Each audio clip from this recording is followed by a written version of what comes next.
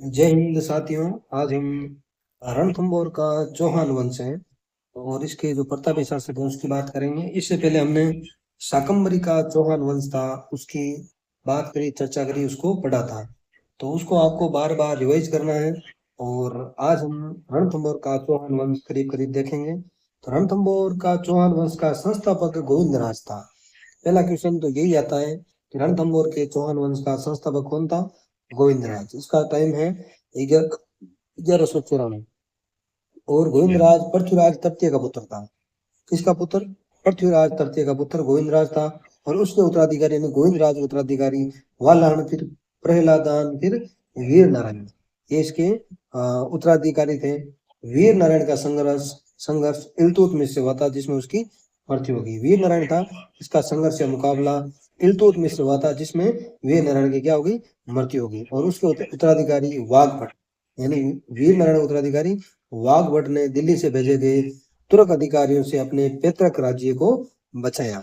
और उसके पुत्र जैतर सिंह ने नासिरुद्दौन द्वारा भेजी गई सेना को रणथंभौर नहीं जीतने दिया, परंतु उसे कर देने के लिए विवश होना पड़ा। तो कुल मिला के इस लाइन को थोड़ा सा आपको ध्यान में रखना है कि रणथंभौर के चौहान वंश का संस्थापक गोविंदराज था और ये पृथ्वीराज तृतीय का पुत्र था। बाद में कर्म से वालन, प्रहलादान और वीर नारायण आए। वीर नारायण का संघर्ष इल्तुतमिश से हुआ था, जिसमें जिसमें वीर नारायण की मृत्यु हो गई। तो इससे क्वेश्चन ये बनेगा, निम्न में से कौन सा शासक रणथंभौर के चौहान वंश से संबंधित नहीं था? तो ये शासकों के नाम आपको ध्यान में रखने हैं। फिर वीर नारायण का उत्तराधिकारी वाघभट था, जिसने दिल्ली से भेजे गए तुर्क अधिकारियों से अपने पैतृक राज्य को बचाया। बाद में उसका पुत्र जैतर सिंह हुआ, जो नासिरुद्दीन द्वारा भेजी गई सेना को रणथंभौर नहीं जीतने दिया है। नासिरुद्दीन ने रणथंभौर एक सेना भेजी थी जैतर सिंह के टाइम, जिसको जैतर सिंह ने नहीं जीतने दिया, परंतु उसे कर देने के लिए विवश होना पड़ा, लेकिन उसे टैक्स देना पड़ा। किसको? जैतर सिंह को। वो इसमें ये लाइन ध्यान रखनी है कि नासिरुद्दीन द्वारा भेजी गई सेना को रणथंभौर किसने नहीं जीतने दिया? किसने मुकाबला किया? तो जैतर सिंह ने, लेकिन उसे टैक्स देने में तो विवश होना पड़ा। फिर है हमीर। हमीर इंपॉर्टेंट है, वेरी वेरी इंपॉर्टेंट है। हमीर के बारे में आपको अच्छे से जानकारी रखनी है, क्योंकि हमीर से क्वेश्चन 100% पूछा जाता है। अब हम बात करेंगे हमीर। हमीर हमीर का सबसे पहले आपको शासनकाल ध्यान में रखना है। हमीर का शासनकाल है 1382 से, नहीं, 1282 से 1301। तो ये सबसे पहले शासनकाल तो आपको हर शासक का आना ही चाहिए। फिर आगे देखो, 1282 में हमीर ने अपने राज्यारोहण के बाद दिग्विजय की नीति अपनी, यानी 1282 में गद्दी पर बैठा हमीर, और गद्दी पर बैठते ही इसने दिग्विजय की नीति अपनाई। आबू, काठियावाड़, पुष्कर, चंपादर आदि राज्य को इसने अपनी अधीनता स्वीकार करने के लिए बाध्य किया। मेवाड़ के शासक समर सिंह को भी हमीर ने हरा दिया। ये क्वेश्चन पूछा जा सकता है कि मेवाड़ के शासक समर सिंह को किस चौहान शासक ने हराया? तो हमीर। ये आपको थोड़ा सा ध्यान में रखना है। और ऐसे क्वेश्चन आ जाए कि हम चौहान वंश के रणथंभौर के चौहान वंश के शासक हमीर ने मेवाड़ के किस शासक को हराया? तो समर सिंह को। 1291 में जलालुद्दीन खिलजी ने रणथंभौर पर आक्रमण किया, मगर उसे सफलता नहीं मिली। 1291 में रणथंभौर पर हमला किसने किया? जलालुद्दीन खिलजी ने, लेकिन उसे सफलता नहीं मिली। हमीर द्वारा मंगोल विद्रोहियों यानी महमूद शाह व के हिब्रू को शरण देने से दिल्ली का सुल्तान अलाउद्दीन खिलजी हमीर से नाराज हो गया। 1291 में तो जलालुद्दीन खिलजी आया था, रणथंभौर पर आक्रमण हुआ, लेकिन उसे जीत नहीं मिली। लेकिन हमीर द्वारा मंगोल के विद्रोही थे मोहम्मद शाह और के हिब्रू, इनको हमीर ने क्या दे दी? शरण दे दी, जिससे दिल्ली का सुल्तान था अलाउद्दीन खिलजी, वो क्या हो गया? नाराज हो गया। हमीर ने जब विद्रोहियों को लौटाने से इनकार कर दिया, तब 1299 ईस्वी में उसे खिलजी के आक्रमण का सामना करना पड़ा। भाई इसने मांगे वापस, जब शरण दी मोहम्मद शाह और केबरू को, अलाउद्दीन ने कहा भाई इन्हें छोड़ दो, लेकिन हमीर ने छोड़ने से मना कर दिया। तब 1299 में खिलजी के आक्रमण का सामना करना पड़ा हमीर को, मगर तुर्क सेना को उसने पराजित कर दिया। लेकिन हमीर ने तुर्कों की जो सेना थी उसे हरा दिया 1299 में। 1301 में अलाउद्दीन खिलजी स्वयं सेना लेकर रणथंभौर आ गया। 1299 में हराया, लेकिन 2 साल बाद अलाउद्दीन खिलजी खुद सेना लेकर कहाँ आ गया? रणथंभौर आ गया। मगर जब युद्ध में उसे सफलता नहीं मिली, तो उसने छल कपट का सहारा लिया। 1301 में आया अलाउद्दीन खिलजी रणथंभौर। जब उसे युद्ध में सफलता नहीं मिली, तो उसने सोचा फिर तो कुछ करना पड़ेगा, तो इसने छल कपट का सहारा लिया। अलाउद्दीन ने हमीर के सेनानायक रणमल और रत्तीपाल को किले का लालच देकर अपनी ओर मिला लिया। रणमल और रत्तीपाल को किले का लालच दिया, और अपनी ओर मिला लिया। जोड़े आते हैं रणमल, रतिपाल, आला, उदल, तो ये सारे जोड़े आपको थोड़े ध्यान में रखने हैं। मिलान वाला क्वेश्चन पूछा जा सकता है। बताओ आला और उदल किसके थे? हमने पढ़े थे पहले। महोबा का शासक था, कौन था बताओ? तो उसके थे वो प्रमर्दिदेव चंदेल के। और ऐसे गोरा और बादल किसके थे? मालदेव के। रणमल और रतिपाल किसके थे? हमीर के। ये आपको थोड़ा ध्यान में रखना है। इनके विश्वासघात के कारण किले पर तुर्कों का अधिकार हो गया। मतलब रणमल और रतिपाल ने विश्वासघात किया और लालच में आ गए किसके? अलाउद्दीन खिलजी के। तो किले पर तुर्कों का अधिकार हो गया और हमीर लड़ता हुआ मारा गया। किले में हमीर की पत्नी रंग देवी के नेतृत्व में महिलाओं ने क्या कर लिया? जोहर कर लिया। हमीर की पत्नी का नाम रंग देवी है। हमीर देव वीर, उदार एवं शरणागत की रक्षा करने वाला शासक था। नैनचंद सूरी के हमीर माँ काव्य, जोधराज के हमीर रासो, चंद्रशेखर के हमीरट नामक ग्रंथ से हमीर के शौर्य की जानकारी मिलती है। आज भी जनमानस में हमीर के लिए दो प्रसिद्ध है। कई बार ये पूछा जाता है कि सिंह सवन सतपुरुष वचन, कदली फले एक बार, तिरिया तेल हमीर हट चढ़े ना दूजी बार। अर्थ क्या है आपसे नहीं पूछा जाएगा, आपको ध्यान में रखना। ये किसके लिए है ये पंक्ति? ये हमीर के लिए, रणथंभौर के शासक के लिए। फिर आपको थोड़े ये ग्रंथ है, इनके लेखक कौन है ये भी आपको ध्यान में रखना है। नैनचंद सूरी का है हमीर महाकाव्य, जोधराज का हमीर रासो, चंद्रशेखर का हमीरट। इनमें हमीर के शौर्य की जानकारी मिलती है। तो एक बार हमीर को हम वापस देख लें। हमीर हमीर का शासनकाल कब से कब तक है? 1282 से 1301 है। हमीर ने अपने राज्यारोहण के बाद दिग्विजय की नीति अपनाई। आबू, काठियावाड़, पुष्कर, चंपा, धार आदि राज्यों को इसने अपनी अधीनता स्वीकार करने के लिए बाध्य कर दिया। मेवाड़ के शासक समर सिंह को हमीर ने हरा दिया। 1291 में जलालुद्दीन खिलजी ने रणथंभौर पर आक्रमण किया, लेकिन जब उसे सफलता नहीं मिली तो जलालुद्दीन खिलजी ने कहा था कि मैं रणथंभौर जैसे किले को मुसलमान के एक बाल के बराबर नहीं समझता, ऐसा कुछ कहा था इन्होंने। लेकिन अंगूर भावी खट्टे हैं, वो वाली बात है, जीत नहीं पाए तब ऐसा कहा था। हमीर ने मंगोल विद्रोहियों मोहम्मद शाह और केहबरू को शरण दी। दिल्ली का सुल्तान अलाउद्दीन खिलजी था, जिससे हमीर से वो नाराज हो गया और हमीर ने विद्रोहियों को लौटाने से इनकार कर दिया। तब 1299 में खिलजी के आक्रमण का सामना करना पड़ा, मगर उसने खिलजी के जो तुर्क सेना थी उसको हरा दिया। 1301 में अलाउद्दीन खिलजी खुद आया रणथंभौर, लेकिन उसे सफलता नहीं मिली, तो उसने छल कपट का सहारा लिया। रणमल और रतिपाल जो अमीर के सेना नायक थे, उनको अपनी ओर मिला लिया। बोला कि आपको दुर्ग का मतलब ये दुर्ग आपको दे देंगे। इनके विश्वासघात के कारण तुर्कों का अधिकार हो गया। हमीर लड़ता हुआ मारा गया और हमीर की पत्नी रंग देवी थी, इसके नेतृत्व में महिलाओं ने जोहर कर लिया।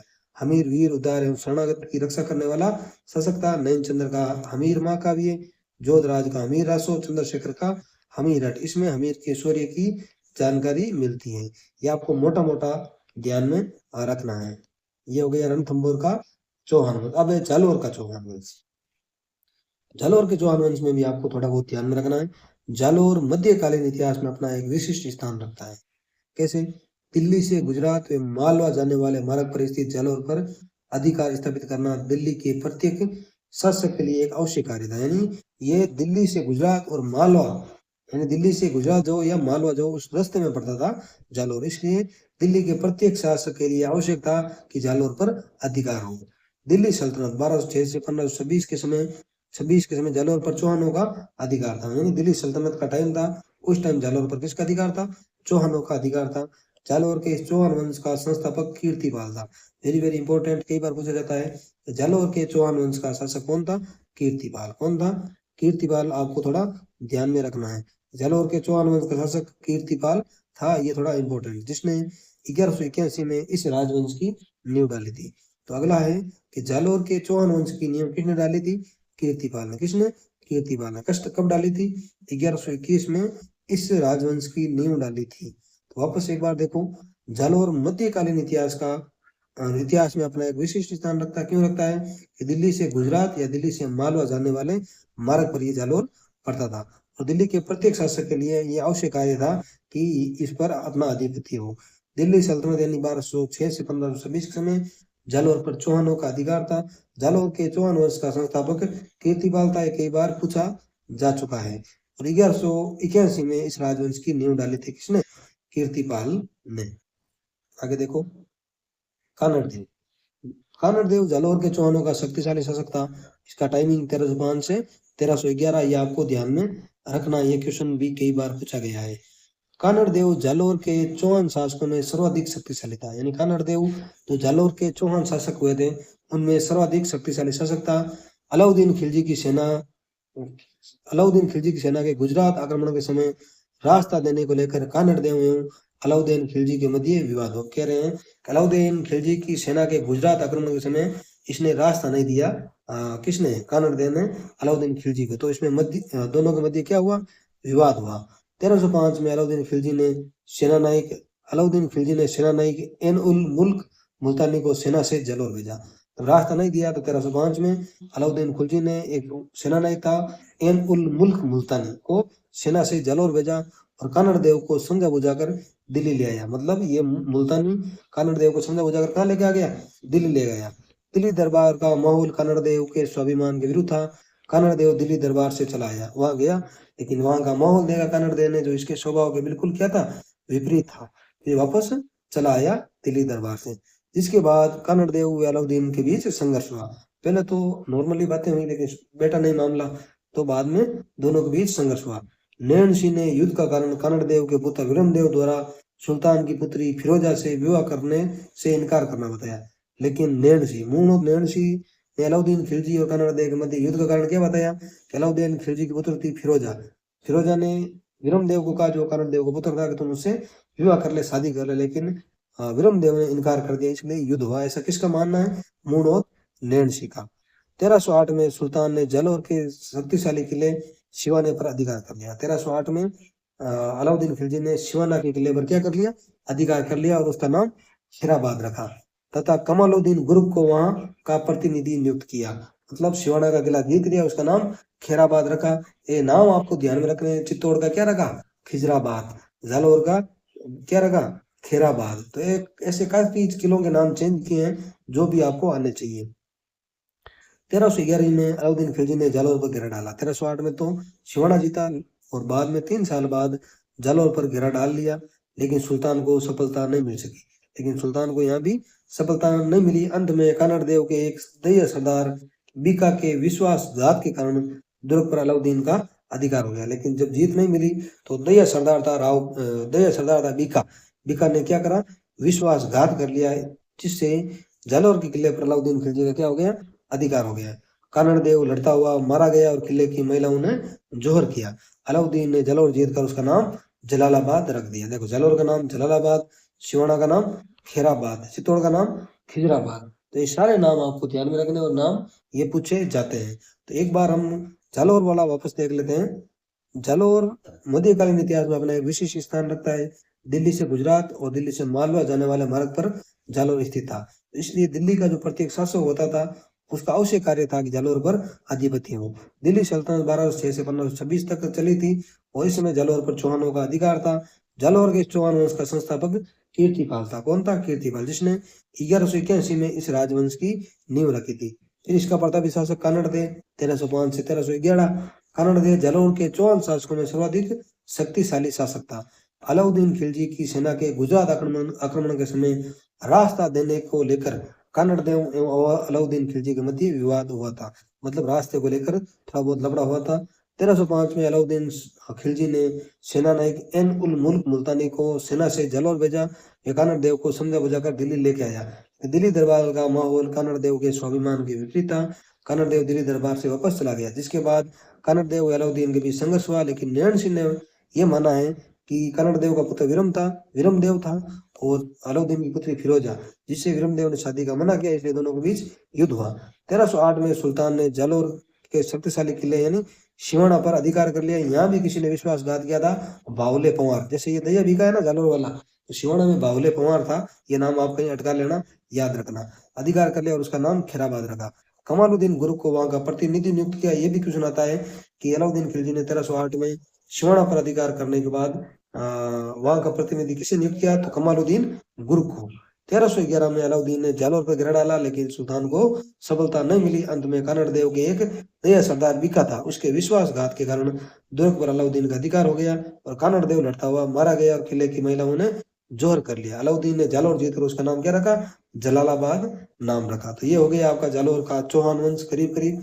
फिर आमेर का कच्छा वंश हम पढ़ेंगे नेक्स्ट क्लास में। और करीब करीब मैं बार बार कहता हूँ इस किताब का एक एक पॉइंट इंपॉर्टेंट है, तो आपको अच्छे से पढ़ना है, बढ़िया से पढ़ना है और बिल्कुल बार बार इसका रिवीजन करना। जितनी बार रिवीजन करोगे तो चीजें आपकी और ज्यादा परफेक्ट होगी।